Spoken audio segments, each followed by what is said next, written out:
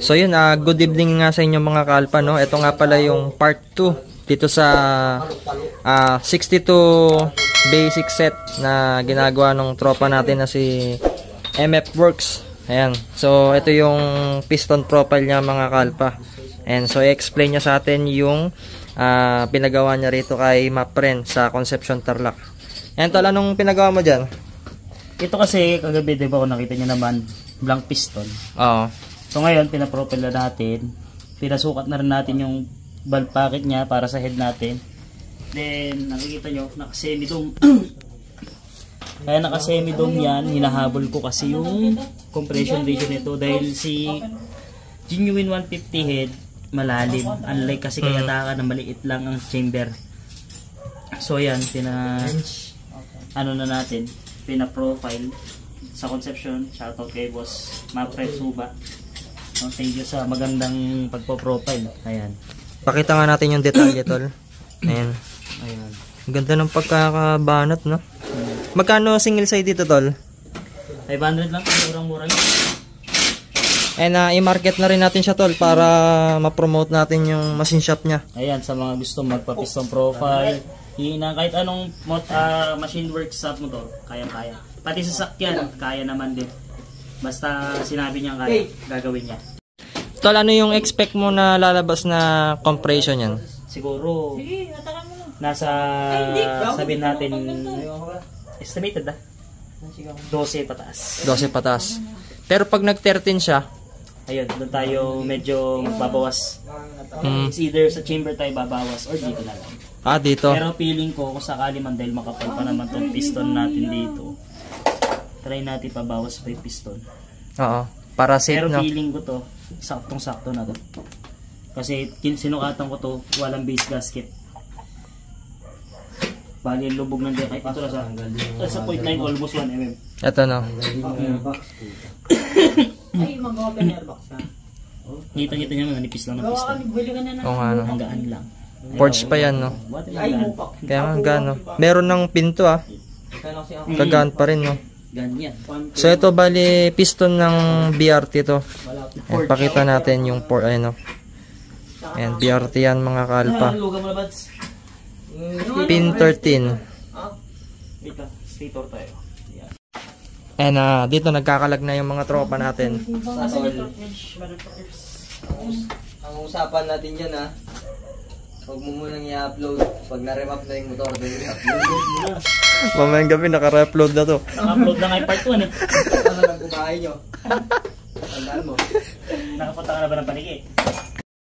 So dito pala sa Stockhead 150 na ilalagay ng tropa natin, naka port na ito. Bali ito recipe ng mechanic natin to. Ayan, naka lighten valve na rin pala ito. Tapos yung cam na gamit dito ay Reshingo na 5.6. Ayan. Yung Yolak kasi mahirap maghanap ng Yolak na 6.0. So dito hiwalay na yung makina sa chassis. Ayan. Tapos magsusukat-sukat na rito. Trial and error. Tangina, walang kagrasa-grasa. Wala lang islang-isman lang. Bante doon. Buhat niya sa... Yan ba? Pagalan?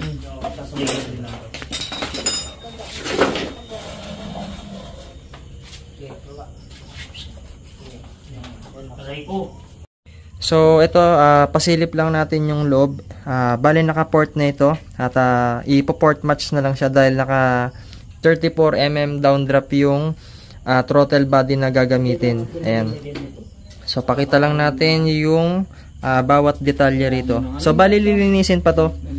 Ayan, ito yung sa may exhaust nya. Tapos ito yung sa intake. Tapos ito naman yung lighten valve. Tol, anong gamit mong lighten valve dito? Racing Unggoy lang po. Racing Unggoy. Racing Monkey lang siya. Racing Monkey. Murahin lang po. Budget friendly lang tayo. Pero ano so, yan, siya. matibay, quality pa rin siya. Quality pa rin yan. Kahit na Racing Monkey, maganda pa rin siyang item. Proven and tested na. Subok ko na rin to sa Mio dati, Racing Monkey. Basta hindi nag-ano sa langis, hindi naglalak lang. hindi siya hindi siya ay nagtitipid sa langis. Kailangan may black. Bali dito, magtatabas pa rin sa valve retainer. So wag niyong gagayahin yung mga ibang mekaniko na kwan, yung si Boy 1000 click. Plug and play, no? Ayun, wala akong binanggit si Boy 1000 click lang 'yan. Ano yun, tol? Sharing is caring. Knowledge is Verpa. Wow. Ligtas ang may alam. This is Makamark's performance once again. Idol mo yun, Hoy, yung mga sakit, isiyan nyo lang. So ito yung degree wheel. Ayan.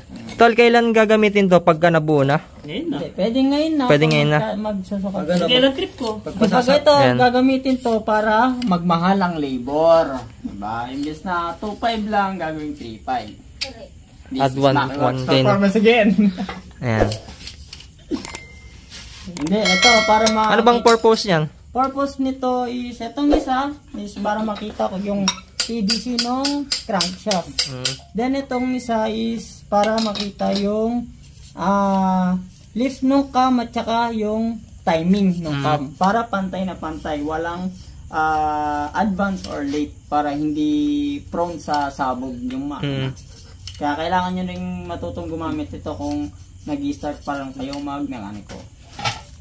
Ayun siya, no? Anong brand to? Testing na tayo. Nandi akay. Tol, anong brand to? Ang brand din. Basta ano lang to, Mitututo. Mitututo brand lang to. Pero okay na siya, kahit di siya digital. Kung nakakabasa naman kayo ng relo, di ba?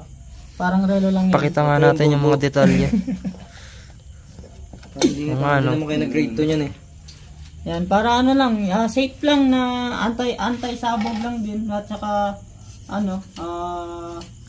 yung makina, hindi rin siya parang binarubal, di ba? Plug and play, di ba? Hindi tayo nagpa-plug and play dito. Mga ka-1,000 gama. Lahat yan, kine-check yung clearance, lahat yan. May measurement. Hindi lang basta plug and play. Kaya, kasi knowledge is power. Sharing is caring. This is my... So, Kwan, anong tawag dito? Yung sa cam niya, magpapalit din doon, o kailangan ng adjustable? Ay sa Kwan, yung cam gear, no? Bali, pag ganito ka, kung mataas yung cams mo, or cam gear, di ba? Yung cams mo tsaka mataas yung nag-plus ka din, gagamit ka talaga ng adjustable.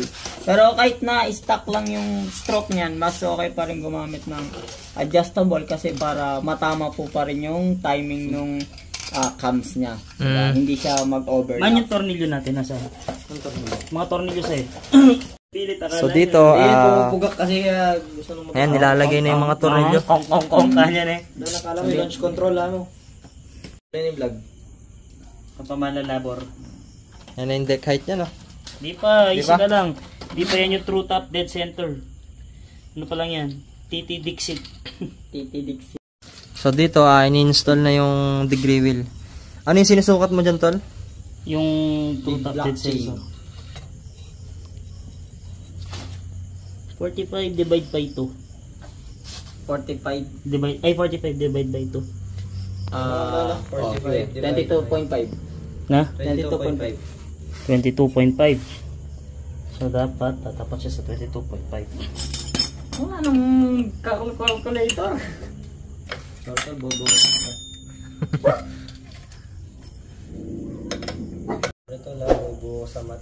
Alam ko lang kasi 62. Ay, pagka nakuha na yun, 29 equals 170. ikakan mo na dyan, no? Alam ko lang kasi Lalak mo na agad siya, eh. Ngayon, pag inalis ko yung stopper doon, automatic true top dead center niya to. Dito. Putang ina, inubo na yun kaya.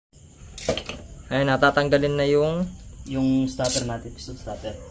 Kaya tayo plug and play dito mga gar. Yung iba kasi plug and play, no? Oo. Kaya paano kung hindi tugma yung timing na magneto sa marines dito? Siyempre iba na yung piston mo, iba na yung karga ng makina. Paano mo may babalik yung original true top dead center? Diba? Para isipan. Kasi guys, alam nyo guys, kahit bobo kayo sa mat, ganito lang kasimple yan. May calculator naman, sir. Tinaretso sa zero. Tignan mo yung piston. Ilaw ang flow. Gago. Ilaw mo. Tignan mo, walang galaw. Ay, wala. Hindi, wala siyang up and down yan. Oo.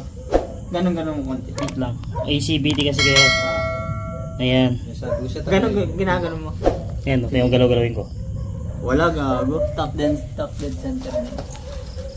Ano meron nun? Yan na yun. Nakuha na yung top dead center na. Ito na yun. Yan, yan. Kaputos! And how